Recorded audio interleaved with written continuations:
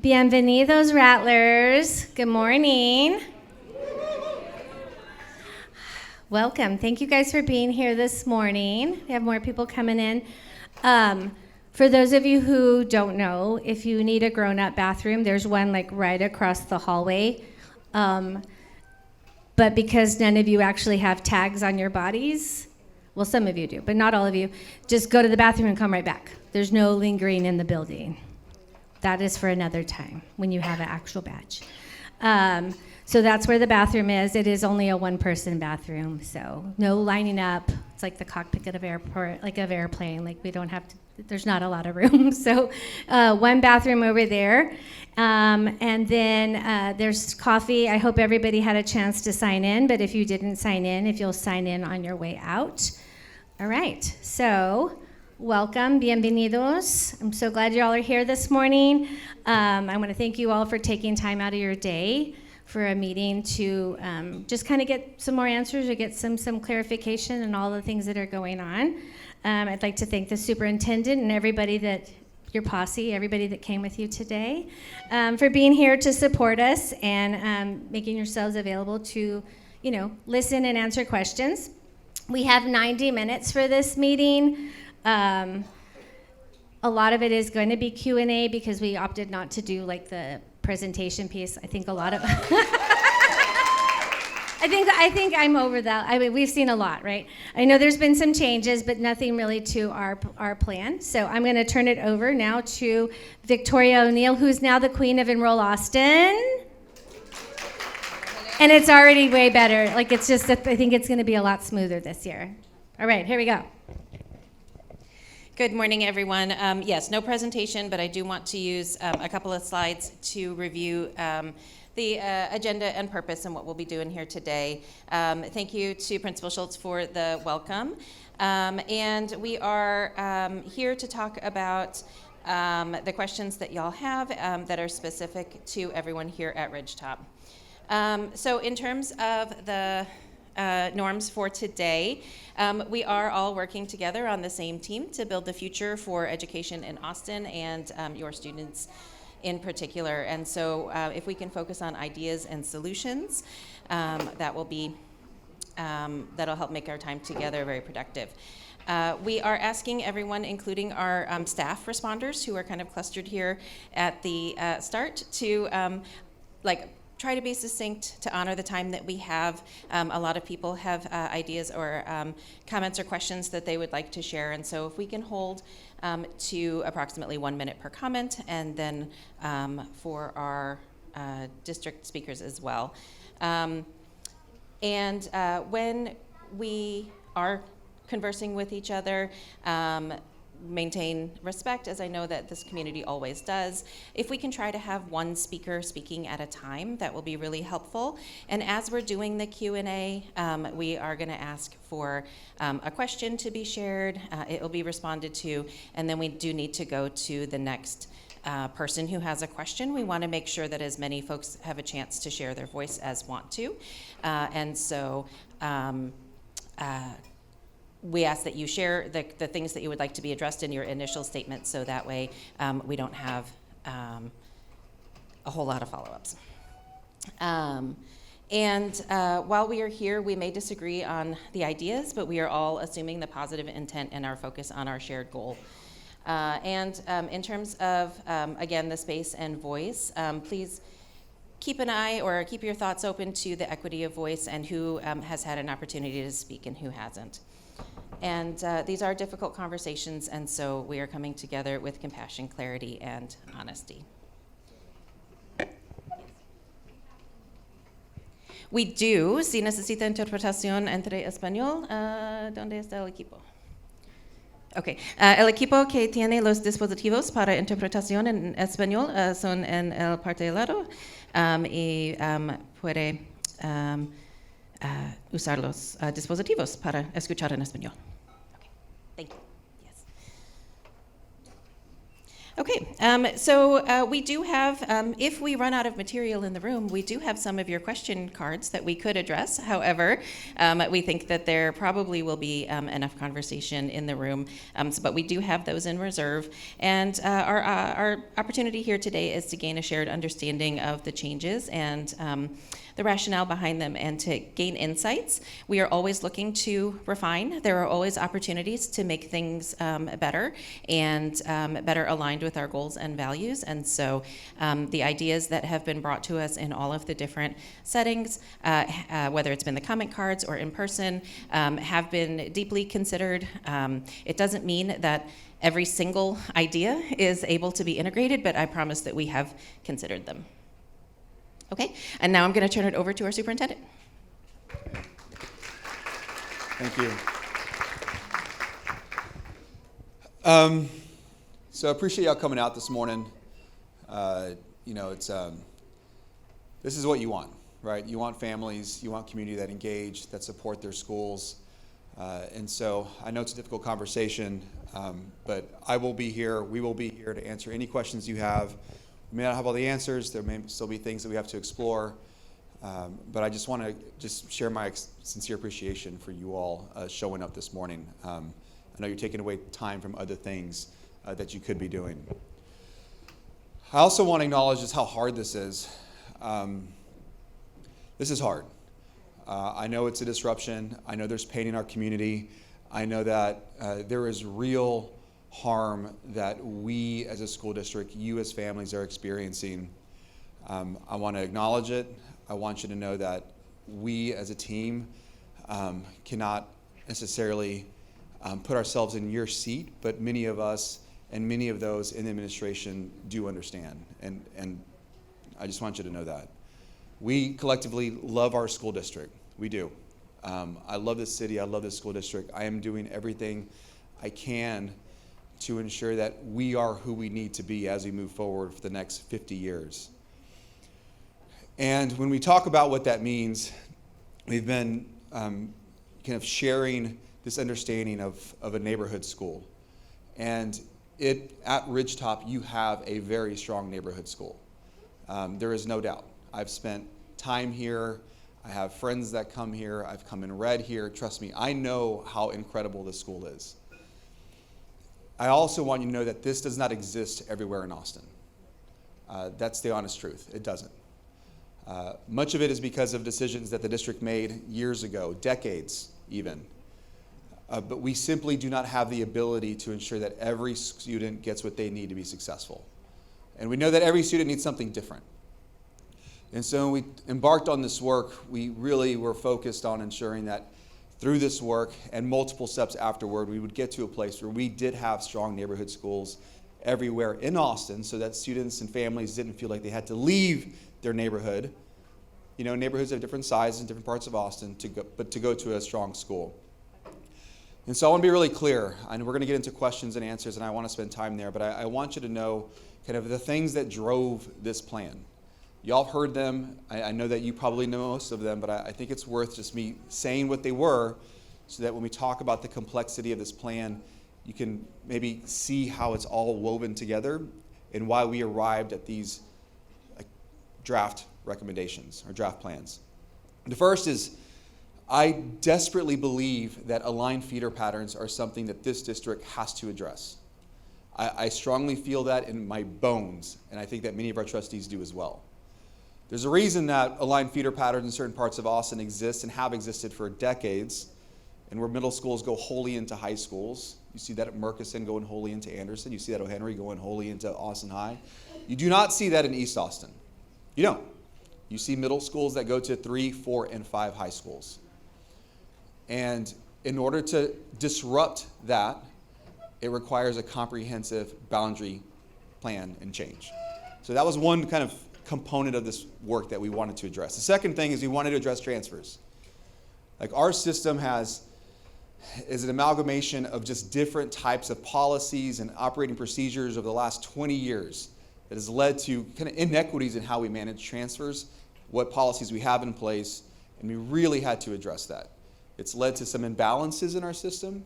It's led, to different families, having different avenues to move through the system, and in many cases creating harm in a neighborhood. And again, these are decades old in some cases. I want to tackle transfers. Third thing, we wanted to address the reality that the enrollment in Austin has declined for a very long time. It has. At one point, a little over a decade ago, we had 86,000 students. Now we're just over 70,000. We have about 20,000 extra seats in Austin ISD. If you think about that, that's about 3,000 seats greater than the Moody Theater. It's a lot of seats. And they're not all in one area. They're spread throughout the system. So it's not very easy for us to just extract and find those seats. We really have to think about the movement of students, the movement of programmings to ultimately reduce the number of empty seats. The other thing that we wanted to tackle is we had to address the accountability system that we're in. Right? The 23, 24, and 25 accountability coming out the way that it did put extreme pressure on our system. If we do not respond to the accountability system and ensure that we break these accountability chains, then the risk of state intervention up to, right, installing a board of managers, which is meaning losing local control, could occur. Now, our board and I am committed to ensuring that doesn't happen. And there are things that I wish we had more time on. But the reality is the state has their timeline, they have the authority, they have the power, we have to be responsive. And so this plan attempts to kind of weave all that into it so that we're finding solutions where they might not otherwise exist. And the last component, which I think is pertinent to why we're here today, again, combined with others, is alignment within our programs. Our programs that were built out within Austin ISD to support access to different things. And we talk about dual language in Austin ISD. It's something we believe in. You will often hear me say how important and how valuable I believe being multilingual and multicultural is. In Austin ISD, we are leaning into dual language when other school districts around us are leaning out. But the reality is that some programs, whether it's wall-to-wall dual languages, Montessori, and others that we have in the system, have evolved over time, and without kind of reestablishing kind of the core student group to ensure kind of long-term sustainability, it will suffer. That is the honest truth. And so when we looked at program movement, we looked at positioning these programs where access could increase for those students who were originally the focus of the program. And the focus of the program originally, and always will be, are emerging bilingual students. We value providing that access to others, but the core, by policy, by law, it's emerging bilingual students. And so those are the things that we attempted to weave into this plan. I do want to acknowledge there's been some adjustments that came out yesterday and timeline. We can talk about that. But the reality of it all is we have to do something. There is no doubt. This plan is not perfect. No plan is. I want to spend time with you. I want to hear your thoughts and questions and share with you kind of our responses and what we've learned through this process and how we can improve. I just want you to know that we're doing this in a very honest way. We're really trying to find a solution that works, but it doesn't mean that we're going to avoid disruption. That's just the truth. So I'm happy to begin answering questions. We have lots of folks in the team. I've never heard us called a posse before, but thank you, Kara. There are lots of folks that we an El Paso thing. Oh, there she is. So yeah, we can start going. Do you have? I'm not great at managing like hand raises, so Victoria will help. Right. So I think we're kind of here and then up, and then we'll come back down. Yep. Okay, so 1, 2, 3, 4. Who was, yes, 4 in the dark jacket, and then we'll do another round. Did you just start a line and then would you guys prefer that? So we've done that before. It's kind of, we want to make sure it's comfortable for you all, whatever you think makes the most sense. We've done lines that works for you all. What do you think would be most helpful? No lines. No one wants a line back there. I've did lines earlier in the week, but yeah, I don't want to, hey, this is y'all's, I don't want to misstep here. Okay, so I will just say that when you have this microphone, this one is quite quieter, and so please put the microphone close to your chin.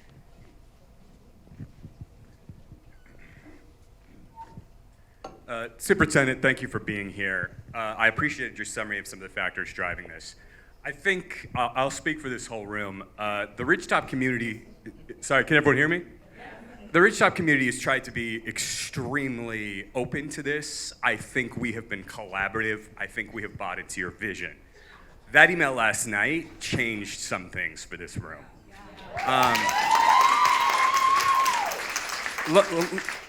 I heard your vision. There's 3 things I also heard from you that I did not hear that you just said. The first was that you would not be caving to carve-outs to the loudest, wealthiest communities. The second was, the second was that you were committed to being transparent with us. The email that came through last night included a carve-out for 3 of the loudest communities. The email that came out last night offered no explanation for why that carve-out arose.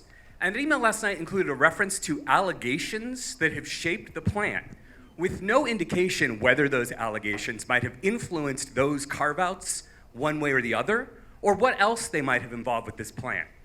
I have been, I think people in this room will tell you, one of your strongest advocates. I feel personally embarrassed and let down.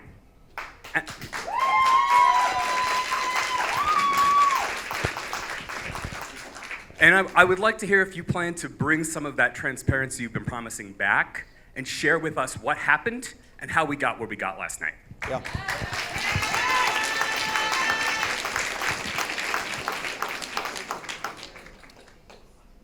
So I very much appreciate your comment.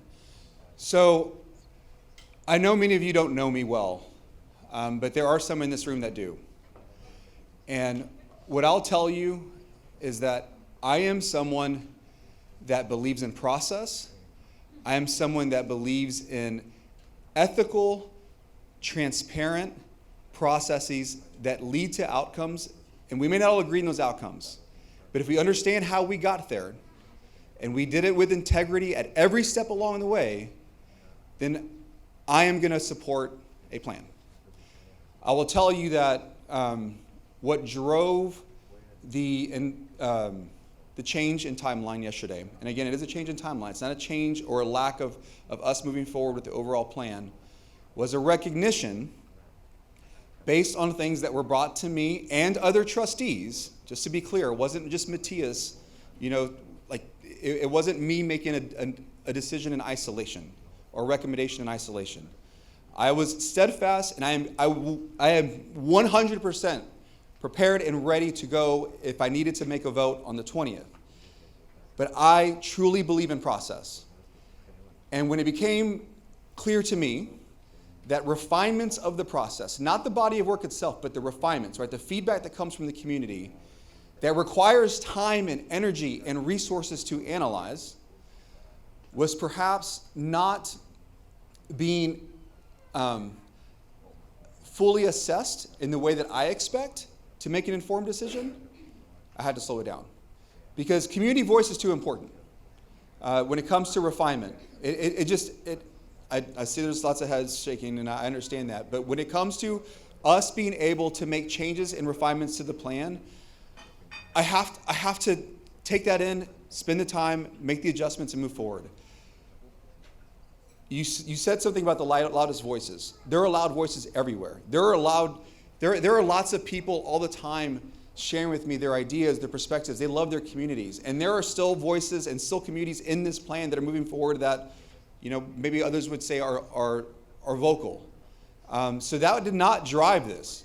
What truly drove the change in timeline was being able to protect the process with the utmost integrity. That's what drove it. I will never, ever be part of something that doesn't ensure that we got to the end and I felt comfortable for how we got there. If that was the case, I think you'd see a different plan.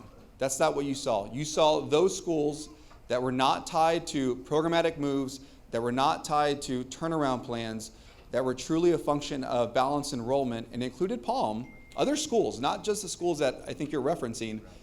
And I said, you know what, those, based on what we're hearing from the community, based on what has been shared with me regarding the concern of us doing the work, I need to slow those down. With everything else, the boundaries as well. So that's what happened. That's the honest truth. There's not a single bone in my body that doesn't believe that we have to get there in an ethical way with integrity. I'm not going to support a plan that doesn't do it. So that's what happened. What part of the question, what specifically do you want to know? It wasn't about loud voices, because there are other loud voices. So when it comes to, this is the way it works. This is what I tell individuals and I tell communities.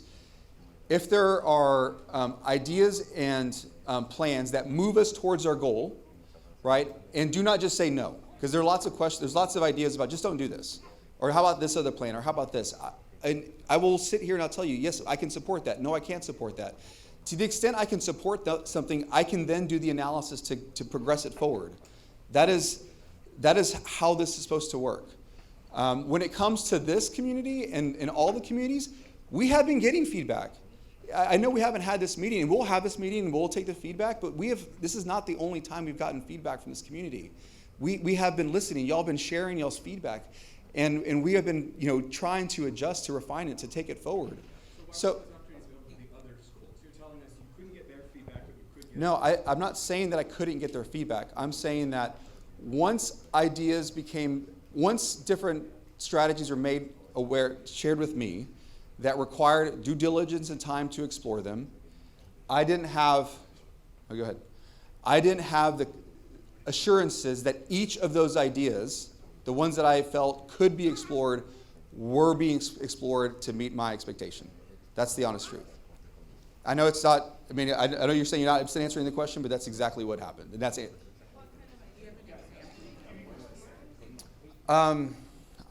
Trust me, I just want you to know I'm not alone in this. It wasn't, I can't share.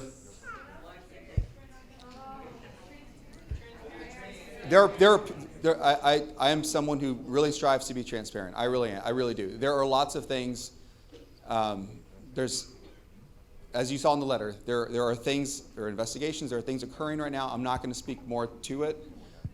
Regarding the examples or ideas, I will share with you that I strive to do this the right way.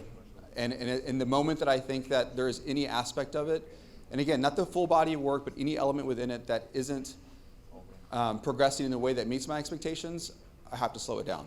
And that aspect of the work is what happened. That's just it. Asking us to trust you, but you broke our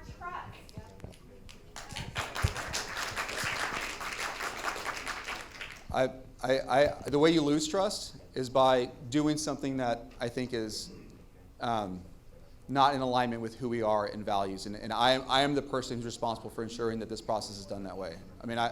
I never want to look back, and I'm sorry that I've lost your trust, sir. I want to build trust back, but I just, 70,000 students, there's a lot happening. This had to occur in this way. I'm sorry, you've said. So we'll move on to 2 and 3. I would like to acknowledge that there are some things that are in process right now that are not disclosable. And so what we're running up against is, I think, against those boundaries. And so that's why people. Sorry, she said it better than I did. That's why we have a policy.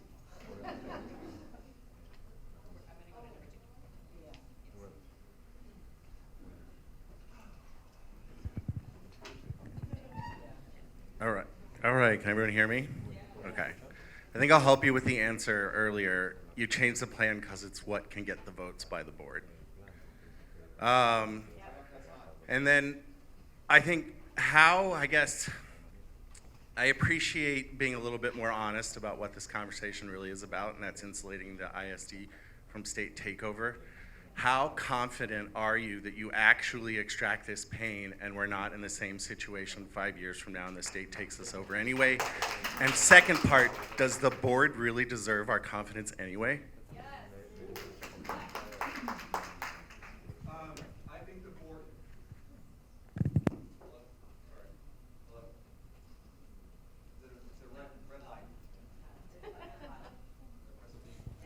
Okay, sorry about that. I will speak for Matthias, who has daughters in Austin ISD, who loves this school district more than, I love this school district. Yes, our trustees deeply, deeply, deeply care for this school district. I will tell you that I have observed other school districts. You see them all around us. You see how they work. Our trustees are philosophically aligned. They may disagree in how we get there, but they are all focused in ensuring that your students get what they need to be successful. I work with them closely, and I promise you that what you do not want is someone taking that local control away from you. It's happening right now in Fort Worth. It is brutal. It is absolutely brutal. And this is not about risk, like state takeover. That is an aspect. I have to think about all of it together. That is an aspect of it. I want to be honest with you. But budget is also a big part of it. Now, budget does ultimately, if you go down a path too far, then that could introduce a state takeover risk. All of it, technically, if you go far enough, ultimately could be that. But I just want to be really, really clear. Like, I believe in this board. This board works really hard. They're unpaid. They care. And there are many, many examples, over 1,000 examples in the state of Texas where you don't have that. So I just want you to know, like, they are working hard. I trust them. I trust them to lead the school district, whether it's me as a superintendent or someone else. That's the honest truth. When it comes to the plan, I don't want to be here again. We are here because of indecisions over the last 20 years. It's been like disruption after disruption since 23, even before that. It's not possible for us to thrive and focus on the important when everything is urgent, which is what it's been for the last 4 years. Pandemic, sure, that happened to everybody. But then we went through 3 superintendents in a year and a half. Executive leadership changes, principals turnover. You had over 24 principals hired in 1 year. That's a quarter of your principals, just about. That instability has a cascading impact, and it impacts our students in the classroom. I think a correlation between superintendent and principals and teachers, it's understood. Dr. Matthews does all the research on it, and we've seen us recover, right? You look at early literacy, early numeracy, everything is moving in the right direction. We've done so much in the last 2.5 years, and we've tackled the TA agreed order. We've tackled the tax rate election. We've tackled these pressures from the state. I am desperately trying to take this next big step, and it may be a two-phase step now, and that's the honest truth. But we've been around for 144 years. We're going to be around for a lot longer. I do believe that this plan reduces the overall risk as a system. It doesn't mean that we won't be back here having hard conversations, but I do believe at this moment, given the work that we've done, it will reduce that risk significantly. And I will say that if the state of Texas wanted to already take an action against AISD, they've had avenues to do it. What I would say is there is real evidence that we are moving our systems, but we're doing it our way. That's the honest truth, right? I just gave you a couple data points that demonstrate that the outputs are moving and the outcomes are following. They see that, we understand that, and that has given us more time, more improvement, more growth. You had 30 Fs in 23. You had 29 and 24. You have 23 and 25. You'll have a fraction of that this coming year, right? And much of that was produced by a system that was predated our trustees and me. So I do feel strongly this does move us in the right direction significantly. Thank you for being here. First thing is, if one part of the process is broken, isn't the entire process broken? And why not halt the entire thing until you're 100% confident in the whole process? And so it's not the whole So you heard me earlier talk about refinement, right? We because of the size of this effort, we had to roll something out that impacted 116 schools. The reality is when we get feedback, whether it's a boundary change in one part of Austin or a programmatic change in one part of Austin, I am committed to doing the work to ensure that those refinements are considered, evaluated, and we take the next step and I can support it or not. That's the honest truth. So the whole thing, no. The refinement, so this compression that's occurring right now, when it comes to some of the elements within the plan require just that type of work. And at scale, I couldn't ensure that every aspect that was brought to us by community was fully evaluated to where I could support it or not. Okay. If we do continue with your plan, 2 questions. Should be real quick. When our family chose Ridgetop, we chose it because the incredible leadership and the teachers. We have not been disappointed. The relationships with the principal and staff are a big part of what makes this campus so special. So as we talk about the consolidation, can you please share more details about who will be leading the Pickle campus and what the staffing plan will look like? Yeah. Specifically, is Ms. Schultz going to be our principal, and our current teacher is going to be transitioning over to Pickle as well? Yeah. And then let me just say the second question, and then you can kind of wrap it in one. We've been hearing a lot online about the news, words like gentrification, colonization, and have been coming up when talking about Pickle. Those are hard words to hear, and they reflect real community fears. It was heartwarming to see Pickle Elementary highlighted during your Inspire the Future luncheon. It reminded us of the strong leadership and supports that exist for students there. Yeah. We know Pickle currently offers a food pantry, clothing pantry, mental health supports, and several community partner services. My question is, will those services remain at the school for all students after the consolidation? And the students whose families choose to attend another campus, will similar supports be available for them at their new schools? Yeah. So that's a 5-part question. I will answer it. So I'm gonna first say, when it comes to hiring, right? I've been really clear, and because I don't want anybody to leave this room thinking that at any point along the way, did this administration, did myself ever consider doing some type of like layoff? Like there was some comment like months ago, Matthias is going to lay off 700 people. Like that's ridiculous. Like that is not who we are. That's not what we're about. Our board and I are very much aligned. And fortunately for us, for our size, given how many staff we hire every year, we're very able to absorb and move staff around if there's a need to. And the reason I say if there's a need to is because when you have transitions like Ridgetop to Pickle, and we are anticipating, right, that we will name a principal at the new campus. That'll be done in December. That'll be my decision to make. Name that principal. It's done strategically at that time so that we can quickly identify the staff, right, who need to support the new campus. Whenever you have campuses coming together, it is my intention to ensure that our students have familiar faces, right? That our students and families understand who is going to support their students, and who best than who was at the program where the students last were. So that is our overall strategy. I have had conversations with our principals. Kara and I have lots of conversations. Those are between her and I. She's an incredible leader. I want her in Austin ISD. I think she's amazing. We have amazing staff. I want all of our staff in Austin ISD. How it will look will be a blend. I can't tell you proportionality, like what percent it'll be, because I want also students who are at Pickle, emerging bilingual students, to see familiar faces there also. But they also will have other opportunities in the area. So I can't name who the principal is going to be because that is a conversation and a process that will take place. It is obviously tied to talent strategy and human capital.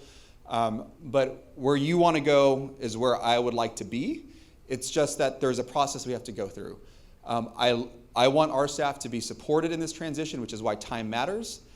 In our documents that we've uploaded, I'm not sure if anybody's spent time with them, we talk about the milestones in December, hiring staff, making sure that we place everybody tied to the staffing plan of those schools first. Make sure that we're very thoughtful for anybody that's going through a transition. If someone wants to leave and go to a different part of the school district, we will allow for that. We will support them in that journey. We will not hire a single person outside Austin ISD until April. That is really in an effort to protect our staff. But yes, to your point, what I think you envision is something that I would like us to pursue. I just can't give that certainty at this point because we don't have a timeline, and that's Kara and I talking and getting through that process. The second part of that question was around, I have it in the back of my head. What was the second part? Supports for students Yeah, at services. Yeah, so one of the things we talk about is we want to make sure that the services meet student need. Like, we don't place services just, because there's an open space. We really try to identify what are the needs of the community. If we need a pantry, we can create a pantry. So those services will continue on at that campus based on student need. Now, if student need changes and the leadership and the community says, hey, this is something that is different now than it used to be and we want to look at it differently, we will follow your lead. But we will want to ensure that in communities that need more support, we provide it. So it's not like we will provide it, but again, it is going to be part of the transition plan as we move forward. We've been really, really clear. Like, we have to get the communities together. We have to plan what the school is going to include and then commit to having it be there. So if a majority of the students here go over to Pickle and drown out the people who actually need the services, then those services will leave? No, because when you say drown out, I think what I would say is we are inviting and we are welcoming Pickle families and our students there, right? The goal is to move the emergent bilingual student population, right, and increase the percentage. And to do that, we're providing transportation, right? We've made that change in the plan. We are wanting to ensure access. It's a larger campus. We have lots of flexibility in how to support both student populations. I think that's one of the things that's really, really unique about this plan that you don't see in perhaps other elements elsewhere, given the size of the campuses. We do not want any school community to not feel welcome in the building they were previously at. But I also want Ridgetop to feel welcome and feel seen. And that's where the planning comes in. Like, we got to get everybody together and begin to plan together. We've done this with Norman Sims. We've done it with Metz and Sanchez. We have things that we've done in the past that we've learned from. We also have things that we learned that we know we shouldn't do. And so we're incorporating that into this process as we move forward. It'll really be a combined effort. Of course. Hi, I'm a neighborhood parent. Shout out, who's all neighborhood parents out here? Thank you all for coming out. So it was a great lead-in question to my question, which is Principal Schultz has already communicated that she's going to Pickle. We all know this already. Yeah, we heard this early on. But look. It makes sense. A strong bilingual dual language teacher going to a new dual language school makes sense. And via survey, we know that the transfer students families will follow her if she goes there, which makes complete sense for them, and I agree with you. You should. For neighborhood families who want a strong neighborhood school, who want to be able to walk their kids to class, we're kind of left out in second-class citizenship here. So, since our community is already being torn apart, we have 60% transfers, there's 40% remaining. It's already ripped up. So let's rip off the Band-Aid. Why won't AISD allow neighborhood families who are zoned to this school to have priority choice to go wherever we want in AISD, rather than going to an unknown, rebuilt campus with a new school, but without the resources to rebuild that school like a TIP or a TAP school would have gotten? So, so not to necessarily transfer with Ridgetop, right, community, anywhere. Because otherwise it's, what are we gonna get? Well, so that would be, Riley has no plan.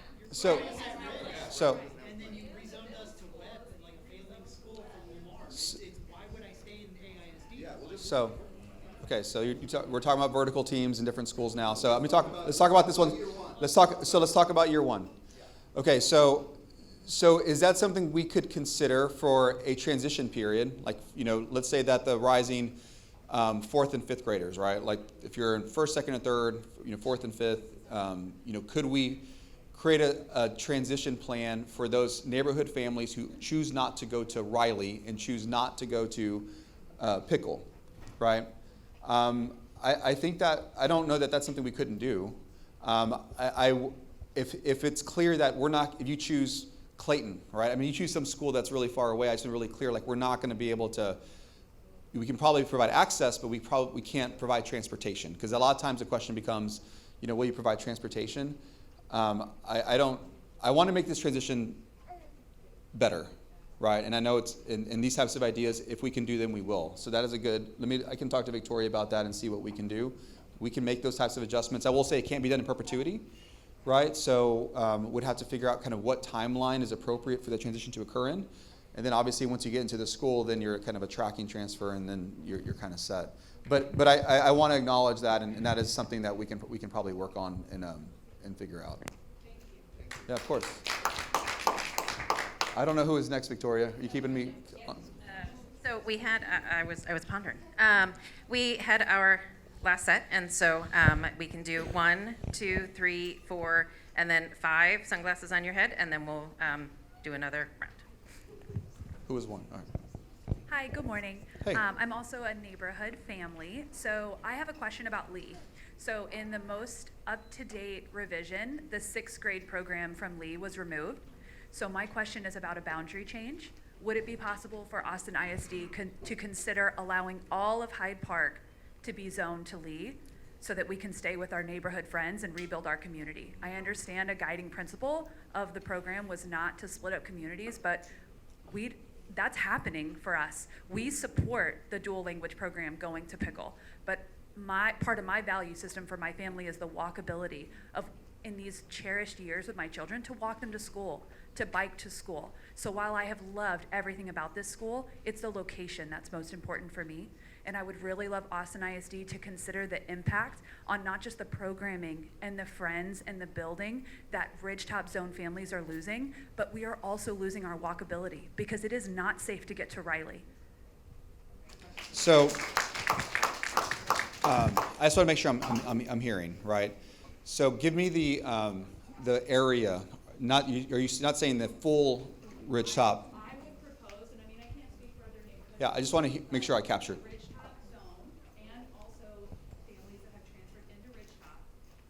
First consideration, can they all fit at Lee or at least have a choice? Yeah. Again, I think for me, I can find renewed trust in Austin ISD through all of this with choice, true priority choice for those of us who are experiencing an enormous amount of change. So I'm asking, can Ridgetop be given priority enrollment at Lee to find new stability in the system? And then if that, I would like to understand if that's not possible, why not? Yeah. And then go from there.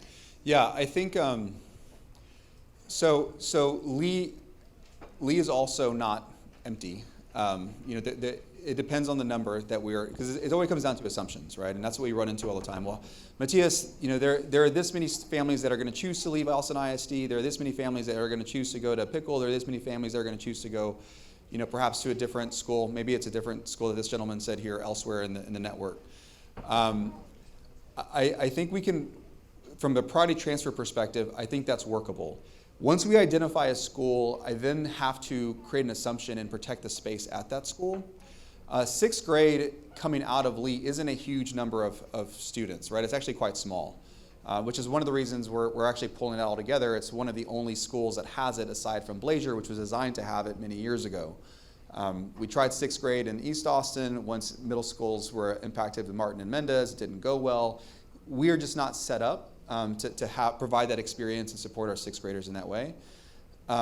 So I think we can probably do this on the transfer priority. I worry about naming a school only because then now I'm going to have to guarantee seats, which means that it may impact kind of their capacity and then any other moves that will come, with boundary changes moving forward. So I hate to get so far to commit. Now I think priority transfers and say, because this school is going through a transition, could we support the transfer process in a way that kind of meets your expectation without defining a full school? I worry about just saying everybody who's here can now have this school or this school that's outside of the original thinking without saying the whole. Yeah. So I think that might be something we could do, but I couldn't name Lee. Yeah, exactly. And I just wanted to, sorry to interrupt you, sir. No, go ahead. I just wanted to say that these are valuable ideas and perspectives that we will definitely go back and discuss, but without really digging into the data and understanding all of the implications, right? We just can't make commitments here today. The commitment is that we will write them down and that we will have discussions and we will figure out the limits of what is possible in the interest of serving as many people as possible. So just to clarify, thank you for Yeah. Like that answer made me feel heard. Thank you. I would like to understand what would the boundary look like if you were able to allow the rest of Hyde Park, which I believe is technically defined as 51st Street and below. I would like to understand what would it look like if some could get zoned to leave. Yes. So we have a working group that it looks at all of the boundaries and has modeling software that, you know, you click this and this happens and you click that and that happens. So that is something. And in further discussions on this, we have been dedicated to, if we have to say no or make adjustments or anything like that, to explaining why. So we will continue to have that commitment. Yeah, and I think, you know, we are working.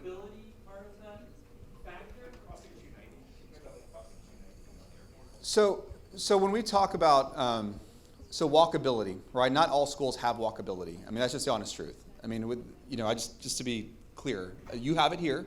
Doesn't exist everywhere. There are some schools that are complete opposite. No one walks, everybody buses in because of just where that school is. So we want to take the local contextual understanding of the community and make adjustments. So walkability isn't a factor until we get to school level. And then we say, okay, what adjustments do we need to make to ensure the community is heard? We're responsive to the unique aspects of the community, in this case, walkability. A 290, a large highway, that's a hazardous intersection. We would provide transportation across it.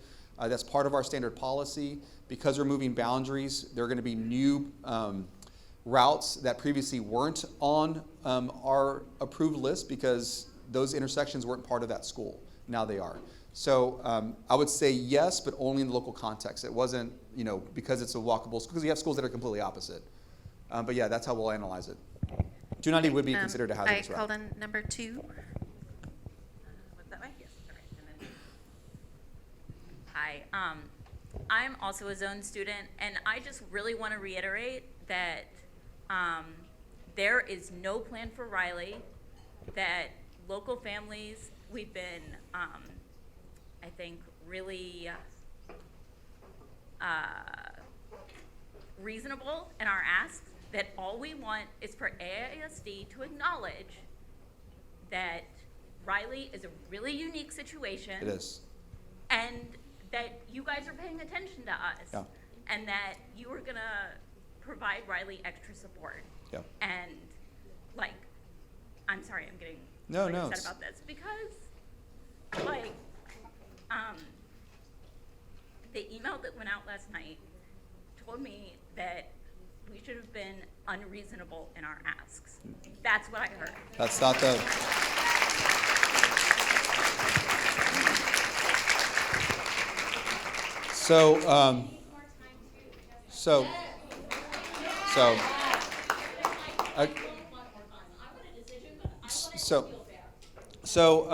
Thank you for sharing that. So, my response is I apologize for not being as intentional around kind of the structure of Riley, and I will say that I also want to kind of share with you that we have from the district's perspective other schools that are restarting, right? And I also wanted to have conversations with the leadership at the campuses, right? Because you have to think about Riley, right? And Riley's move. You know, that principal will have a decision to make or not make, and that will largely inform kind of what the starting point is for that campus, right? I mean, and that's just the honest truth. And so you're right, Riley's in a very unique situation. It's the only school that is having a programmatic move that will still have a neighborhood school reside once that move occurs. And so you actually have, I think we have a unique option in Riley, because the way that I kind of think through this is Riley educators and administrators, many of them, but not all of them, will go to Wooten. You know, Ridgetop administrators, staff, many of them, but not all of them, will go to Pickle. So the best place, you know, regionally and from a community perspective, to have them come together would be the Riley Neighborhood School. But I can't like that is how I am thinking about it. So we are spending time on the back end, but I can't share those steps because we don't have a vote, we don't have the principal, but that is what I would expect to happen. And so what I can do after this conversation is kind of share with you the thought on the back end that we've put into Riley that we haven't shared outwardly, because I don't want to get ahead of like these things that are very prescribed, which is like votes, principal hirings, those sorts of things. Because as soon as I say that, the question is going to be like, well, is the assumption that Riley principal is leaving or not leaving? So that's a tough spot, but I will commit to providing more information around how we are thinking that'll work, because I want families at Riley and at Ridgetop to have familiar faces at their neighborhood school. That was the objective the entire time. I'm sorry? Well, because there actually, when it comes, it will. You need the yeah.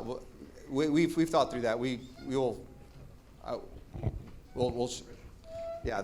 We need our educators, and it will work. So I appreciate that comment, and I'm sorry. I could have done a better job, because we also have other schools that are restarting, but they're under TAP, right? So it's and so. They get more resources, they get more support, and we feel like we get more. You're not, any transition is going to be supported by the district. That's the honest truth. Like, we have a plan, we're going to execute the plan. That is where you will find me be steadfast. Like, when it comes to plans, where we have failed as a district in the past is implementation. We're great at making plans. For decades we've been making plans, but implementation. So I want to be hyper thoughtful, which is why the timeline matters.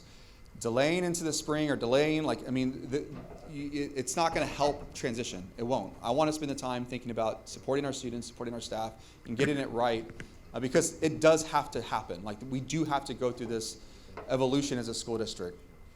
So on the transition planning, I wanted to share like the pre-planning, right? So all of this, because it has been a really reflective process where there have been adjustments along the way.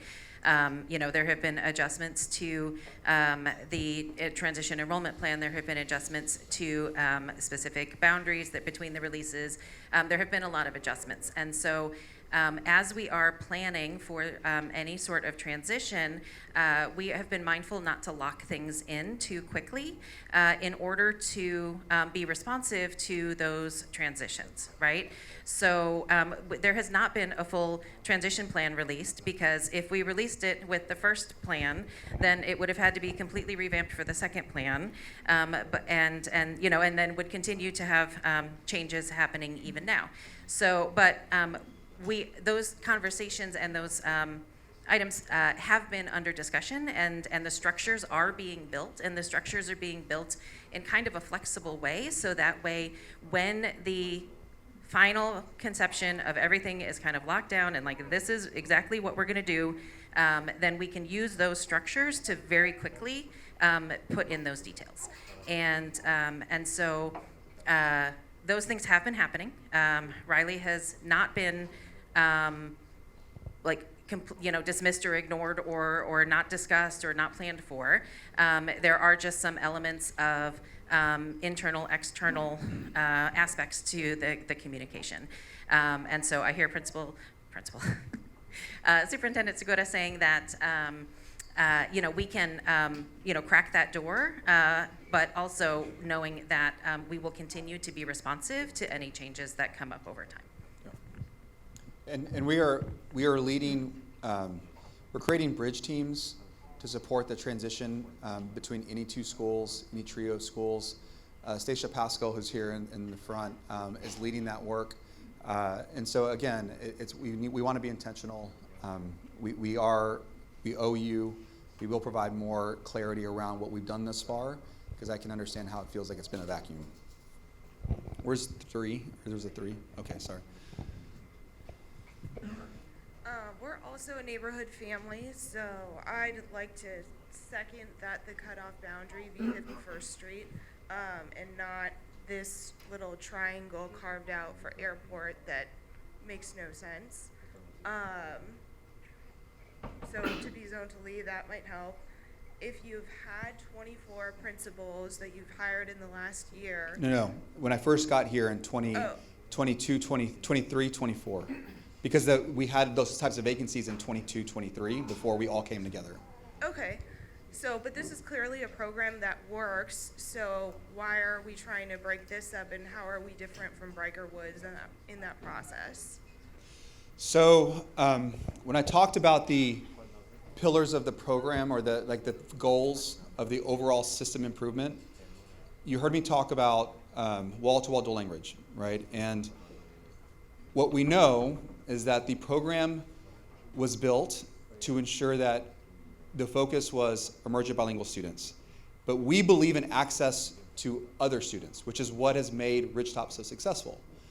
The reality of it all is that the number of emergent bilingual students that are accessing these programs has continued to decline, and it's declining at a pretty rapid rate.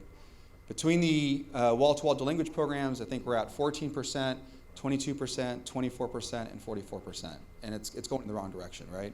And so the way that you actually build a healthy model, right, when it comes to a balance of emergent bilingual and non-emergent bilingual students, is you have to ensure that you have access to the program for those students.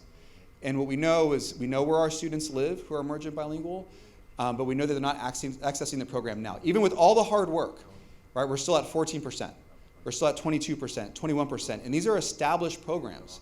And here's the reality. The state of Texas has changed the law. Our policy and the way that we have to respond is going to require us, right, in the near future, to move the dual language certified teachers to where the emergent bilingual students are. And we are all fighting for these great educators, us and every school district around us. And so we're going to get to a point, if we don't make a change, where I'm going to, by law, be required to move those educators out. So I am trying to position the program to where we don't have to do that, because we have a healthy balance. It aligns with our policy, it aligns with state law, and we tackle it that way. Right now we have 16, alternative certification is something that is not going to be allowed in the 27, 28, and 28, 29 school year. Right now, I want to say it's 16%, maybe 12% of our educators are on alternative certifications. So you can imagine we are having a huge staffing challenge when it comes to staffing dual language educators. And it's only going to impact this program to a greater degree because we don't have that student population to support it required by law. So that's why this is different than the balanced enrollment that doesn't have the programmatic stability question. That's why I was committed, and I'm very frustrated. I want you to know I am very upset that I'm having to make this change, timeline-wise. But these programs, the plan is still very much aligned with who we are. I evaluated the work. I feel confident in the work. I need to make adjustments and refinements, but that is why this has to happen. Not because of something else. It's really a function of the emerging bilingual students, the students themselves in the programs, and ensuring that it's viable for years to come. So you're trying to harness it out of the 40% that live in the reside program instead of the 60% that transfer in? So I say that again. I'm trying to harness. I'm trying to understand. 40% here live in the area. 60% transfer in. So you're saying not enough emergent bilingual transfer in. So you want to put it in an area where the home population will boost those numbers. So what we know over time is that whenever programs change, we've seen leadership change, right? We have seen where something as simple as a transportation route changes, and all of a sudden the program shifts significantly. So there are 4 wall-to-wall dual language programs. We are trying to add capacity. By making these moves, we're going to add about 600 seats. And we're also trying to stabilize the program so that we collectively get to 50-50. Now, it's not 50-50 just in terms of emergent bilingual, non-emergent bilingual. It's also 50% in terms of time in both languages, right? And so you don't have to be precise, but I want you to know that it all kind of has to work together for us to be successful as a school district. And you're 44% now, and there are school districts, there are other schools that are 22 and 24% and then 14%. We're 14 here? We're 14. Riley's 44. Yeah, so we're 14 here. But the majority are transfers, so there's no way to adjust that through transfers, is what you're saying, instead of disrupting an entire school of kids. So that's the other. We have to ensure access, right? I can't have families choose to come to Ridgetop, right? That access these transfers. that is not going to ensure access to those students. The way that I ensure access is to position the program and provide transportation. I don't know who, Okay. we're going kind of And then- going. Sorry, the last one I had was, if we're adjusting the boundaries potentially to 51st Street for Lee, can we also adjust the middle school boundaries? Because now this whole community has been kicked out of the middle school that they were formerly going to, and high school will be the same, but that is not a direct feeder pattern to go to Yeah. Webb and then McCallum. Yeah, so in the letter last night, we talked about, picking that up in the spring semester after we built up the academic plan, academic vision, because the boundaries, the feeder pattern alignments, the 1,000 other moves that we're making are not going to go before the board in this fall, right? So I don't want to speak to, can I change that boundary when it comes to a middle school feeder or a high school feeder? The goal was to reduce the number of splits within our schools to no more than 2. Right, that was the goal that we had. Right now, like I said, we have middle schools that have 4 or 5 high schools. That's not what we want. That will slow down because we have to just approach it in another way to get to where we need to be, which is why we're going to pick it up in the spring semester, progress it, create the time, and then come back a year from now and take that vote. So when it comes to Dobie, there's lots of incredible schools that are doing incredible things. I really get discouraged when I hear about should I go to this school or this school? Families are going to do what's best for their student. I want that to occur.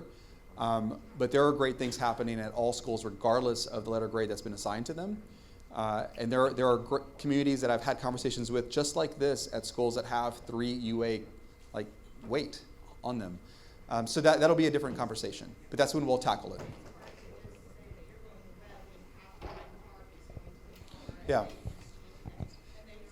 And that's where the splits between, and we've been looking at this, so that's where a split between a neighborhood and a school is different, right? Because that's a conflict between guiding principles. If we want fewer splits, but then we want to keep community together, it's impossible to have it both ways. Because in one way, you're going to create a split, in other ways, you're going to create multiple. So that's what we have to work through.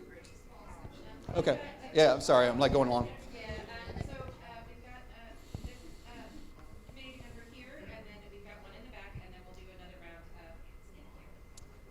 My initial question was going to be about Riley's staffing, which you addressed. I wanted to make a comment. I would really encourage you and your staff to think about how you can provide additional clarification related to the email last night, because how it came across is, I think, creating a credibility problem for you. It comes across like what you are doing, especially related to Breaker Woods and to Maplewood, is not in line with your values. And so to Palm. it's not, yes. And so not to address necessarily in this room, but I do think your team needs to think about how you can provide additional clarification within whatever, issues you're dealing with that you can't disclose. I think that would be a good thing to do for the wider community.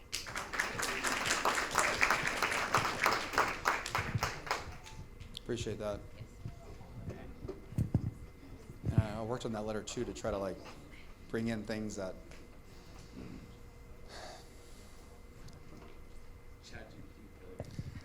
Trust me, I do not use ChatGPT. Take that off the record. That's not something I would ever do. Thank you so much. I'm not good enough for that. Thank you for being here. Of course. I just want to say that personally, I understand and appreciate what you're saying about moving these dual language programs to the communities that need them. So I understand that, I get that. I think there are a lot of parents that are part of these programs that understand that too. And because of that, a lot of us are committed to making that change with our program. But what I'm concerned about, and specifically with Pickle, is funding for Pickle Elementary. So from the things that I've read, it sounds like schools that are under turnaround plans get additional funding. I also saw an article talking about middle school teachers potentially getting additional stipends for working in these schools that have the turnaround plans. But from everything else that I've read specific to Pickle, even though we think a significant amount of that population is going to stay at Pickle, there's not going to be a turnaround plan associated with those students, which means the school's not going to be eligible for additional funding. Understanding that you are asking our community to make big decisions, and you are asking the administrators and the teachers that choose to stay with this program or become part of this program to take on a monumental task. Building a community like Ridgetop and creating this magic is not something that happens overnight. It takes time, it takes commitment, and it takes a lot of hard work by our administrators and our teachers. And I'm very concerned that the school is not going to get the funding it needs to retain the teachers that bring that commitment to the school, and that it's not going to have the funding that it needs to build a program like the one we have at Ridgetop. So if the school is not eligible for additional funding because it's not associated with the turnaround plan, what is AISD going to do to make up the difference? Yeah, great question. So I want to be, what we have clearly articulated in our turnaround plans was the allocation of funds. It doesn't mean that we don't have the ability to match our funds with the plans, which is why in the staffing plans that we released, we said, this is the staffing plan for a programmatic move. This is a staffing plan for a consolidation. This is a staffing plan for a turnaround school. And to be clear, Pickle, Wooten, they are 2 UAs, right? I mean, they or 1 UA, depending on kind of which way you look at it. And so our students need the resources, like wherever they are. I am committed, if we have a plan, right, I am going to resource that plan, just to be clear. When it comes to stipends, those are very hard to commit to early on because we're limited in the funds that we have, which is one of the things that the gentleman over here in the blue shirt said, like, what are the risks that we're trying to mitigate? The risk is budget risk. That is a real risk that we're trying to manage. If there's a plan, I will resource it. I understand that transitions are going to occur. What I can't commit to is past a transition period, a commitment to continue on. At some point, it will stabilize. That's the goal, right? We cannot continue to apply resources at this rate and not see a response and then the school stabilize and then figure out, okay, how do we kind of back off to allow the resources that we do have to be enough. Because if we, like right now, Adobe, Burn, and Web, I mean, the honest truth is we are pouring into those schools, rightly so. We need to. That's okay. We need to do that. And whatever we agree to do, this plan, transition plan versus another transition plan, I will resource it. And I'm cutting everywhere I can. I mean, I am desperately trying to do that to ensure that the programs are supported. So I don't, there's not an allocation, right? If you're wanting to say, Matthias, where's the $800,000 that's going to come to the Ridgetop, Pickle, it's not done in that way because it's not a tap. It doesn't have to be defined that way. What I want to do is say, this is what the Ridgetop community needs in transition. We have Pickle students there who also need support. This is what needs to be done. This is what we're going to pay for. That plan has to be the foundation of the ask, not what we had to do for the turnaround plans, which is what you're referencing, because that does have a different level of scrutiny, is probably the word I would say, requirements, compliance. So we want to be really clear early on what that was. So I just want to we will allocate the funds. We're going to agree to the plan. I can go back with the team and figure out what language needs to be communicated. I don't want you to leave here and think that it's going to be the same amount. I don't think that it's something I'm able to do. But I want to acknowledge that where our students are and where the need is where we need to put our funds and our resources. So we can do that. We can do that. And just one follow-up, we're paying attention to this. I mean, the school district is saying that we're making these changes because we don't have adequate funding, that we're in a financial situation that's dire. Yeah. So if we're making all these changes and you're asking us to put faith in you with these changes, then show us that you're going to fund the programs that are continuing. Yeah. And here's the thing. I don't want to, what I do not want to be a part of are programs that are not sustainable. That's the honest truth. I have programs right now where we get students that are stranded in them in year 2 in a 4-year program. Like, why is that? Well, it's because our partner dropped out. Or it's because a leader changed in the principal, or maybe a leader changed within the school district. Like, I want to find and support those programs that we believe in, ensure they're sustainable, and fund them appropriately. That's what I want to do. So you're going to see us, and our trustees ask me all the time, Matthias, we've been doing all these things for the last 20 years. We got programs everywhere. You can go to any school and find like 20 programs. The question is, are those programs still aligned to our values? Are they still meeting our student needs? And are they sustainable? Like, I would argue that this is one that is. Dual language is. For Austin ISD, like, we're all in. Like, I mean, we talk about it all the time. But to your point, like, we will fund those things that align with our values.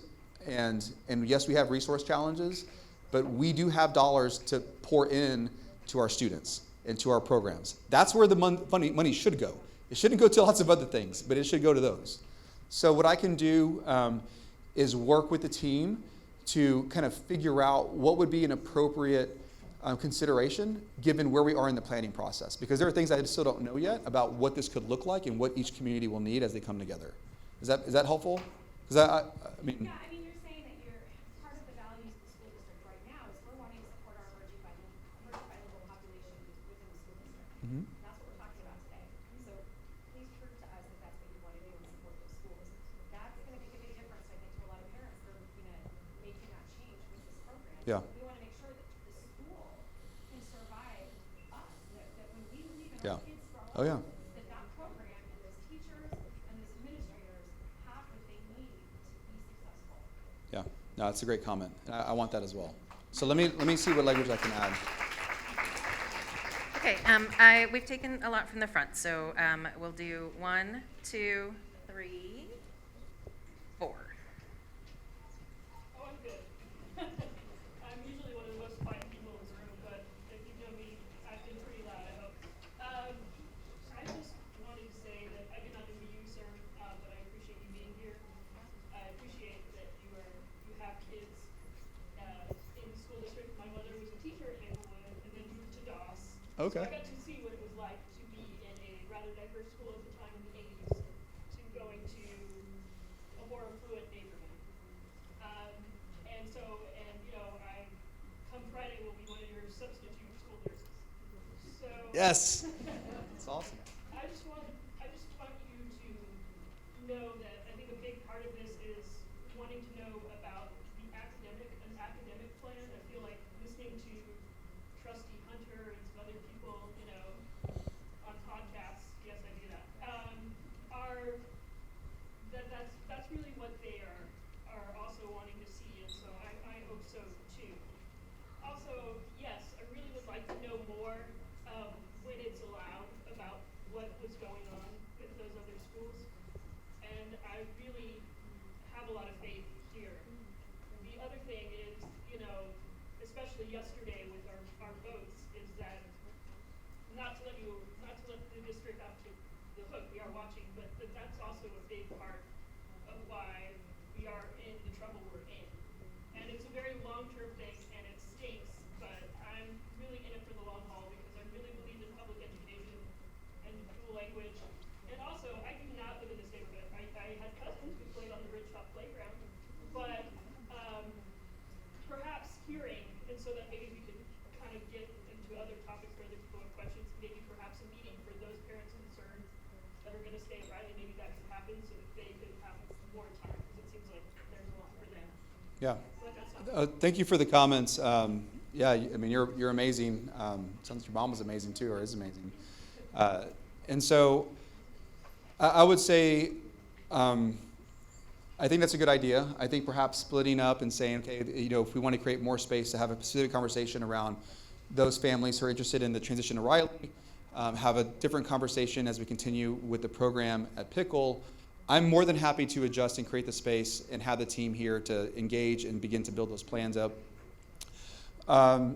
There's a lot happening in the state of Texas, and yes, last night it continues to pour on us, right? And I want you to know that, you know, I am committed to this school district. I love this school district. I want to do whatever I can to ensure transition is done in a very thoughtful way. What I am anxious about is delaying important votes. You know, at the end of the day, you know, there are still 10 schools like on this list, you know, and it's hard to say, but we cannot continue to just not move forward. When it comes to academic plan, academic vision, this is something that gets talked about a lot. And I want to always ask, whenever someone says that, what do they mean? What do they have? What do they in their mind? What do they envision as an academic plan, academic vision? Because about 2 years ago, we were looking at building this out. We have a AISD strategy. It's kind of academic strategy. I don't know if y'all knew this. It was started in 2020. It went through 2025.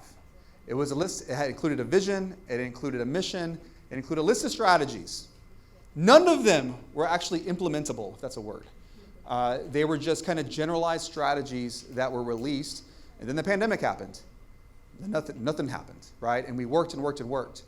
And then in 23, we looked at going through and starting a portrait of a graduate. What do we want out of our students? You know, we talk about, and I was on the X podcast last night, and we talked about attitude. Like, we want students that advocate for themselves. We want students that, you know, understand what it's like to talk to someone who doesn't look like them. We want students to feel comfortable in their own skin. We want these things for our students, you know, and we also want them to feel comfortable failing with us, because we're going to pick them up, right? And we're going to support them and tackle the next thing and the next thing. But it needs to be done our way. Well, so what is our way? You hear us talk about it all the time. And also in ISD, we value librarians. Like, I'm not going to be the superintendent who ever says we are going to do anything other than support our librarians and the love for reading. Problem is, the state doesn't pay for that. Not really, right? Nurses. We pay for nurses. That's not something that is required by law. So we have to find the funds to do it. The one thing that we don't often talk about is curriculum. Do y'all know that we spend, you know, every other year about $8 million on curriculum that we believe is aligned to who we are? There are much less expensive versions out there. And you can guess which ones those are. So we can save $7-8 million, but I promise you, I would have a room 10 times this size full of people saying, Matthias, that's not who we are, and I know that. And so when I think about the work that we have ahead, we do know who we are. We do know the values that we have because we protected them along the way. We protected planning time in high school. We protected planning time along the way because that's who we are. Now, is it codified in one singular document? No. Do we need to do that? Yes. So as we move forward, because I did have a plan 18 months ago to do a portrait of a graduate, academic vision, academic philosophy, and then do the framework to ensure that all of it got woven into all of our documents. But at the time, we were tackling the T-agreed order. I had educators like pulled in 1,000 different directions, doing tier module after tier module after tier module. You know, we were going through and building out multi-tier systems of support so we understood where our students were. Were they on grade level or not? What interventions do we need to apply to support our students? All that was happening at the same time, and it's all the same people. You know, that it's the same people. And so when we started this work, you know, trustees and I had a conversation, like, yes, we need to do this, but we're not starting from an unknown. It's not like we're doing this without a North Star. But we do need to codify that and understand who we are. What is our vision around early literacy? I've made changes already with early childhood, and you know, we had adopted behaviors of moving our strongest educators to third grade because that's where STAR is. If you're at third grade, you know, and we have not built a system that supports our students in K1, 2, you know, you are not positioning our students to be successful. So we've created a vision. We changed our approach. We're focusing on early numeracy, early literacy. K1, 2, being really intentional, developmentally appropriate material, everything. So we have to improve the system so that we're responsive to our student needs early, not just when they get to third grade. And then every other student who's in the system, make sure we understand where they are they on grade level, are they not? What interventions need to be applied? Do we have the curriculum to support the interventions? Do we have the people, which is where content interventionists come in? And if you do, then all of a sudden the system begins to respond. And you're seeing that now. So we're going to do that work. I've already told our trustees that work will be led by Dr. Maxwell, our assistant superintendent of academics, K through 12. She's an incredible individual doing incredible things, and she's been here with us. She knows the work. She's respected, and I'm very confident as we move into the spring semester and this builds, you will see your values in that document. We do have documents already uploaded about kind of the goal and the intention, but that effort should be an 18-month effort. That's just the honest truth. There's been so much that we've been dealing with. It's been hard to create the space to focus on the important because it's been urgent after urgent after urgent. So that's how we're tackling it as we move forward. Was there another comment? Oh, thanks. Thanks for the single Yes. single clap. I So we appreciate had that. number 2. Single clap is great. All right. Hello, I'm Alex Tabwada. I am a mom to 3 little baby rattlers, and I'm also a 5th grade teacher.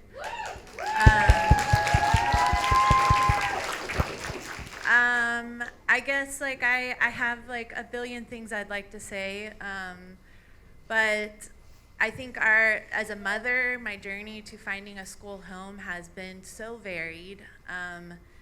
We started at Riley, we moved to a charter school, we came back to AISD, to Brentwood, and it was all very tumultuous. And this is the first place that we have felt at ease and like, oh, these are our people. Like, oh, this is what a good quality school looks like.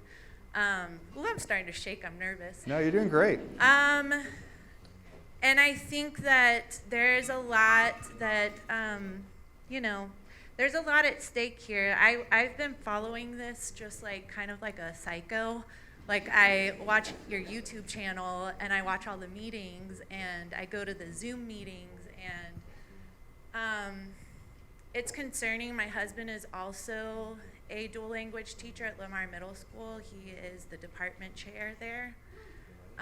So we share a lot of the same families. I'm really, really concerned about how this is going to play out. For teachers, I don't know that the staffing plan, this is, according to what the Becker principal said at the meeting, a teacher's market. And we are being treated as AISD employees. I get my paycheck from AISD, but I am a Ridgetop employee. And you are closing my school. I do not know where I will work come next school year. And the reality is that if we're going to represent Ridgetop and we are going to represent Pickle, there are not enough spaces for everybody there. And if we are going to represent Ridgetop at Riley and represent Riley at Riley, our community is getting broken apart. And that is the reality. And parents need to know that reality. And also, a little tiny little asterisk is that so much of my enjoyment working here is that I bike down a bike highway 3 miles to school and back with a 2nd grader and a 3rd grader, and we did it all year last year. And I tried. I said, okay, let's bike to Pickle. We woke up on Saturday morning, we tried to cross I-35, and I was like, here I am. Like, this is crazy pants. Like, people are looking at me like, what is that lady doing with those 3 kids? And that's where our new home is. And it's like, I can swallow that pill, but I cannot swallow the pill of like, tell me we're all going to Pickle, and tell me that when the numbers don't come out how you are expecting them to, that you are not gonna level and send me across town because I'm an AISD employee. Because that impacts me and that impacts my children.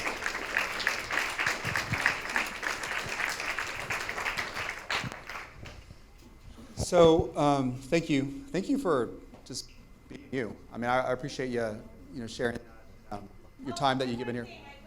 Okay. No, that's good. I think that it is imperative that you include the teacher voice in some of these meetings. And I would love to be part of that committee. There needs to be a representation of schools, teachers from schools that are being impacted, and how are we going to feel comfortable? What needs to be considered? Because it's a teacher's market.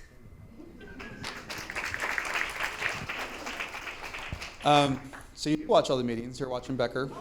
Love the tattoo.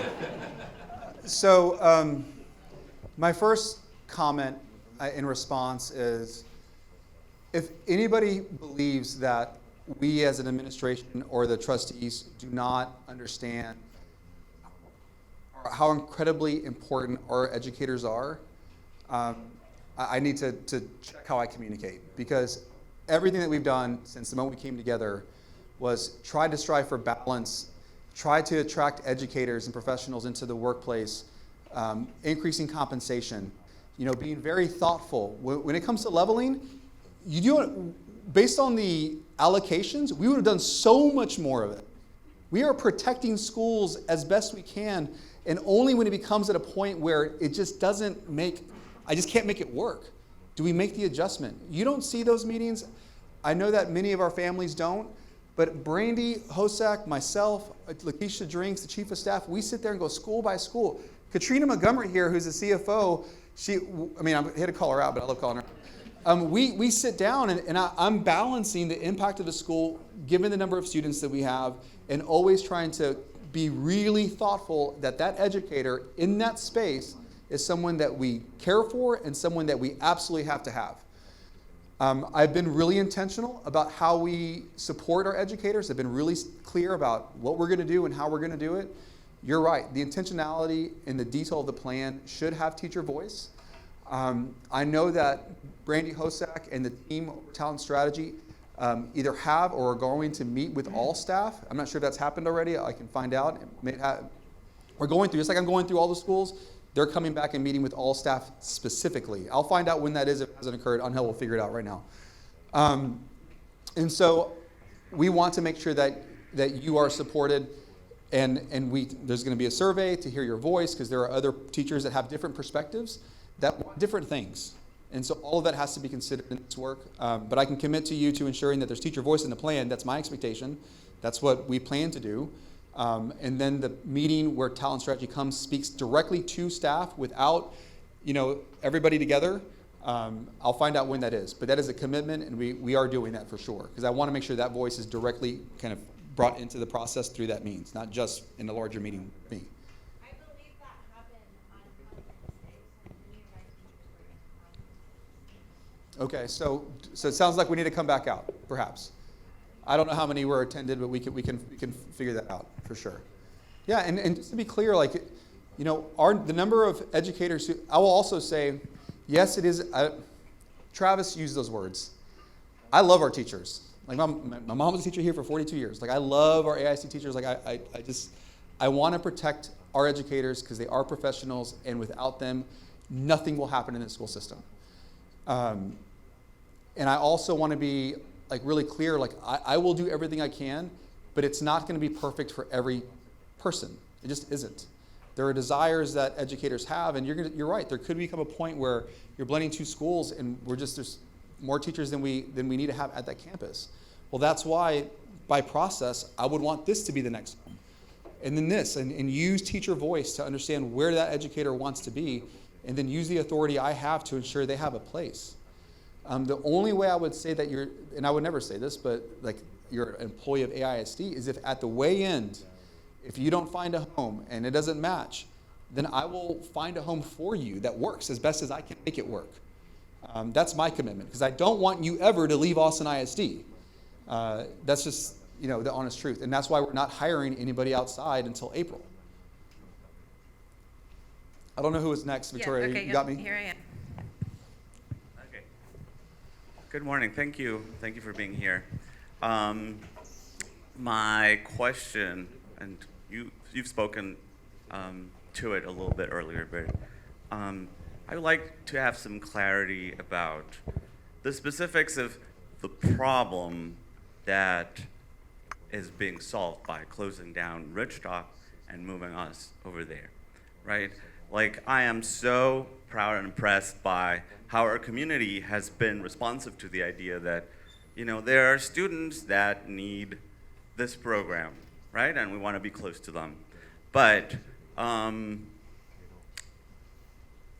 there's a question of how thoughtful have we been in preparing for those changes and designing them, and how pressed for time are we, right? So you spoke about changes in Texas law that are relevant to this and might be relevant to our timeline. I would like you to maybe elaborate on that. And more than that, I would like to better understand what your vision for dual language is. Here's a thought. When we talk about Ridgetop has 40% of emergent bilinguals, it's No, because we're using you have 14%. 14. Yes. Sorry, 14. Yeah. Yes. We're using the term emergent bilinguals in a certain way. And we moved from a previous designation, which was English language learners, and I think there were even more pejorative ones previously. And we moved to this term emergent bilinguals because we decided that being bilingual is an asset, that the Spanish language, it's something that we appreciate as a community. And that we don't want to think in terms of deficit, of what you don't have. You're not English proficient. But the way the law gives this designation to students actually is you're deficient. You don't know English proficiently enough. I have students in my classroom, we all do, that are bilingual in particular ways. They have one parent at home that speaks Spanish. They also have a parent at home that speaks English. And they have a right to a bilingual education and our district's policies to appreciate that asset they're coming in with. And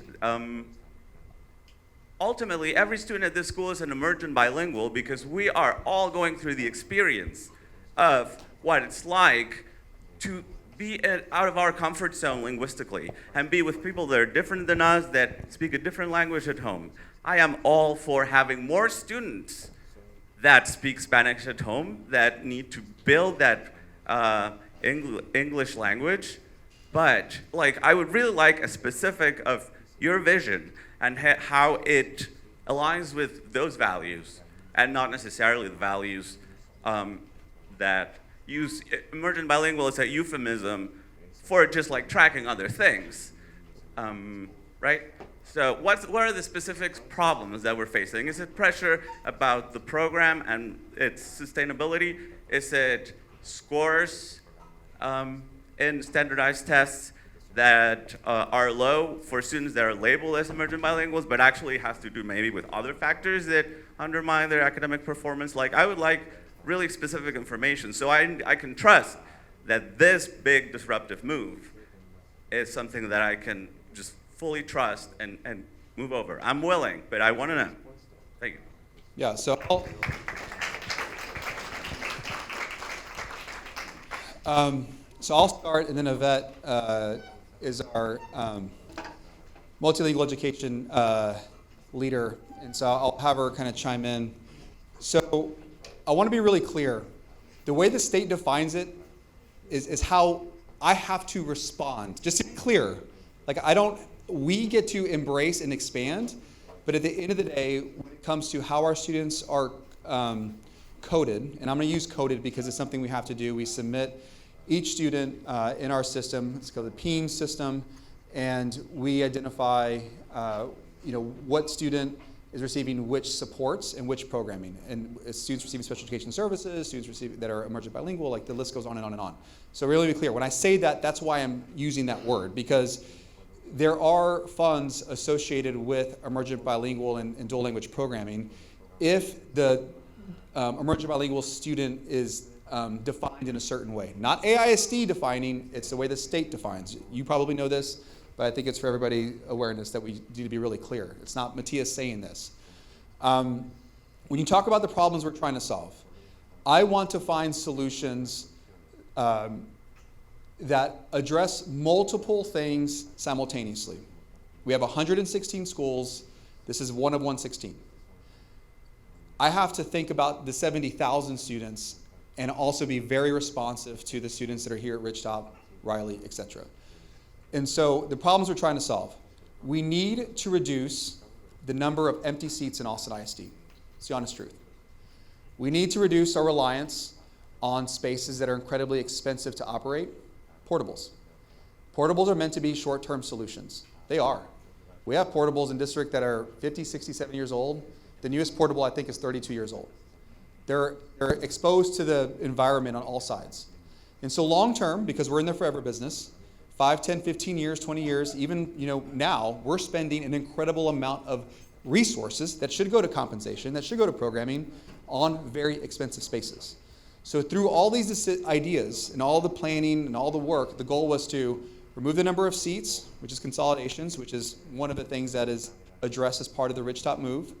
It is to stabilize programming, because the law that I'm referring to is the law that was passed in the 89th legislature that says that every student in a school district must have a certified teacher.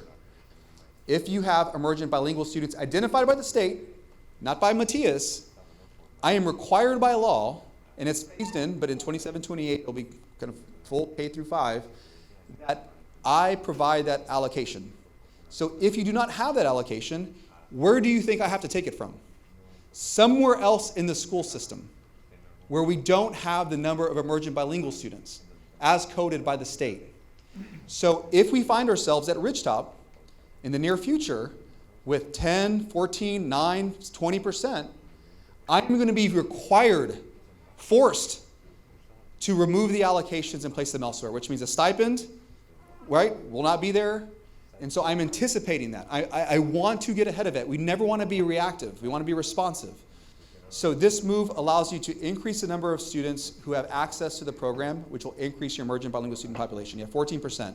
We'd like to move towards 40%. It'll help reduce the number of seats in Austin ISD. We have 20,000. We need to remove that. It'll help reduce the number of really expensive spaces that we operate and support every single day. We have over 450 portables. We had 600 at one point. Those have to come down. They're short-term solutions. At the end of the day, like, all these have to occur. Accountability in this situation isn't necessarily a driving factor for this specific move, because I feel very strongly that Pickle and Wooten are both moving in the right direction, evidence of it. So I don't want anybody to leave here saying, oh, we're making this move to ensure that somehow we break accountability chain. They're going to break it regardless. But those are the three driving factors. The back one would be just ensuring that we have a program that's closer to the students who are identified as emergent bilingual. I don't know if Vet, you want to add anything to that. Okay, but those are the three driving factors, and kind of the fourth one for this specific move. Okay, but what does it need to happen this year? Yeah, so I want to be really honest. Those who are following along, we have a humongous budget deficit. We do. This is not something we like to share very often, but our cash flow, right, is very, very low. What most people don't realize is that we depend on our cash every year to pay payroll, right, from July, August, September, October. In November and into December, what do we start to get? We start to get tax revenue from all of you all and everybody else paying their property taxes. Now, if we do not improve our fund balance, we get to a place where we cannot make payroll. If we continue to have a deficit budget, you eat into that fund balance that protects you on the cash flow side. I don't know if that makes any sense, but really, like, you have our savings account. We draw down our savings account until we get paid by property taxes. That's kind of how it works. If you continue to run deficit budgets, which is what we're trying to do as part of this plan, right, reduce our overall costs, then you erode your deficit budget, making it more likely that you will go negative and not be able to make payroll in November or December, right? Which impacts you, which impacts all of us. The last thing we're ever going to do is be at a point where we don't make payroll. Now, I'm at a point now where we can make hard decisions and we can get ahead of it. I can get ahead of the allocations by the state that I have to respond to for teacher certifications. I can get ahead of stabilizing emergent bilingual student populations, but that takes time. If I wait a year, deficit's going to get bigger. The risk of not making payroll gets bigger. You're 1 year closer to having to be fully compliant with the law. Like, that's what all this is. And what I need is time for our families to plan. Time for us to work together to actually be successful in supporting our students. The last thing that can happen is us make a change late and us not be prepared to receive your students. So that is what is driving this. I don't know if you want to say. That's fine if you don't have to. Yeah. Hi. Hi. So a lot of my questions have kind of been answered right now, but I just want to make it quick to give someone else an opportunity, but just reiterate that we chose Ridgetop specifically because it is a small campus and a wall-to-wall dual language. Objectively, bilingual education is beneficial to academic success and lifelong success, honestly. And having this small, minded community is part of that magic. With that said, I keep hearing that transitioning to pickle is for the greater good, and I can wrap my head around that and about the long-term planning, so I understand all of that. And at the same time, my reality right now is that my kids are in school right now. So I guess my ask is more as more details come out, as more plans come out. I think specifics are really important because I have a hard time, honestly, trusting. I don't feel like a guarantee that this move isn't going to negatively affect my kids in the short term, that they aren't just like some, I don't know, this is probably not the best, AI, they're not just the sacrificial, kids right now. And I understand the greater good. I understand long-term effect, and I understand all of that. But this is also my reality. And so I just want to know that their needs are going to be met. And I think the way that I would have more confidence in that is by just having a lot more specifics as things roll out, because right now I just don't feel that. Yeah, that's a great comment. And so thank you for sharing that. And I think that's what makes this so hard. I mean, it makes it very, very hard because it's your child. And that's everything. I mean, it's everything. My kids went to Sunset Valley, right? And I am very much attached to that school. And I have to acknowledge that this is your family. There will be a disruption. The only way I can help and improve that is to plan together. That's the honest truth. I have to get these communities together and plan, build it out, commit to it, and you will have my commitment to ensure it's implemented. That's what I believe that we do in this administration better than previous. We execute. We have evidence of that. You can look at the outcomes. You can look at the TA Reid order. The list goes on and on. I will execute, but I need the plan to be developed with community. If I came to you with a plan right now, it would not have your voice. It would not have Pickle's voice. It would not have teacher voice, because we're not at that point. We have created the structure for it. We have the teams in place. But if I gave you a plan, I know it wouldn't meet your student needs. That's the honest truth. So the goal is to adhere to the timeline, get to the vote, move forward with the plan, hire the principal, and build out the best plan to ensure that disruption, which is real, and that pain that you're going to feel is real, is mitigated to the best of our abilities. That is how this could work. If I wait until the spring semester and take a vote, then all the time, all the education, and our ability to execute starting in the summer and into the fall semester of 26, 27 will be lost. And you'll be even more frustrated with me. You'll be furious, I would suspect, because I was not able to support your student. And so that's why this time matters. And so that's what we intend to do. That's what we're committed to do. That's how we're set up to do it. So if we get to the vote, that's what will occur. Yeah, and I just wanted to also say that, I have 3 kids here. We are part of we only spoke Spanish to them ever, until they got here. So Oh, that's awesome. they only speak Spanish. Where are you from? Panama. Oh, awesome. And so, if you ask them, they know about everything that's happening, and they say, well, where are the teachers going? And, one of my first graders said today, I can make new friends anywhere. I want to know where the teachers are going. All 3 of them love their teachers. Yeah.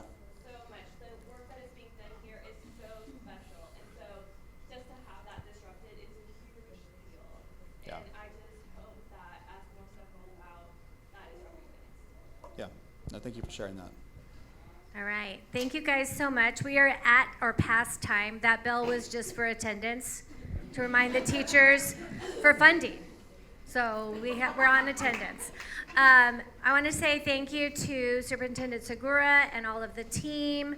I want to say thank you to all of you who are here that are Rattlers and non-Rattlers. Your input and your questions are really important, and they're going to be hanging out here for a little bit. If you would like to hang out, we're going to start lunch duty in about an hour. So feel free to go get an actual badge and stay, because we always need help with that. Also, if you're part of the community, we are selling gratitude lunch tickets in the morning, and it's cash only. All right, thank you so much, everybody. If you are a member of the AISD staff who can continue to engage for a few minutes, if you would raise your hands, that'd be great. And so you can kind of see who is here. Thank you very much.